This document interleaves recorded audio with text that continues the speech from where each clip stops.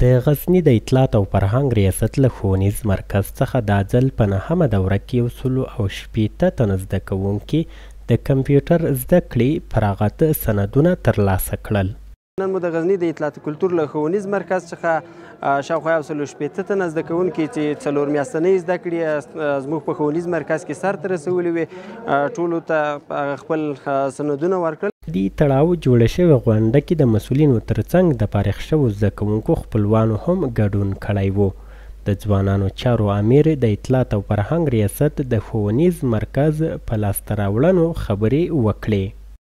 موږ الحمدلله په تیر کال کې نه تنها داسې موږ له کورس څخه شاوخوا تر 300 زیات فارغین ورکړي دي، بلکې موږ د ځوانانو د فکري سمون، د هغوی د ظرفیت لوړونې، د هغوی د استعداد لوړونې، هغوی ته په بېلابېلو برخو کې د تجربو د ورکولو په پار مختلفې برنامې نیولې دي.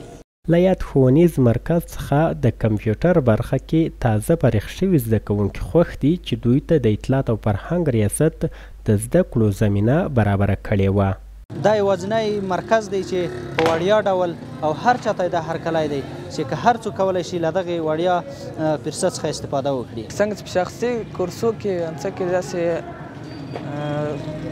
هغسې اسانتیاوې نشته لکه څنګه چې په دا ریاست کې ده او څنګه ځانګړتیاوې دا ریاست لري. په نور شخصي کورسونو کې موږ درس ویلی دا ځانګړتیاوې نشته. د اطلاعات او فرهنګ ریاست مسؤلین زیاتوي هڅه کوي چې ځوانانو ته د تعلیم او پوهې په برخه کې لا نورې اسانتیاوې برابرې کړي.